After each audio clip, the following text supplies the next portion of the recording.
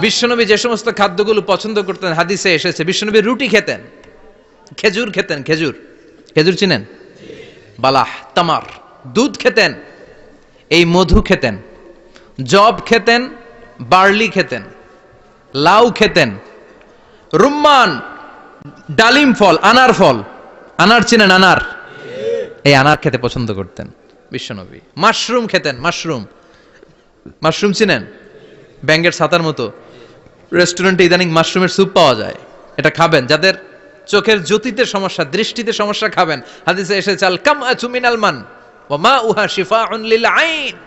Mushroom হলো মান্না সালোয়ার মতো খাবার। মাশরুমের স্যুপ যারা খাবে, চোখের জ্যোতি যাদের কম, তাদের চোখের জ্যোতি বাড়িয়ে দিবে কে?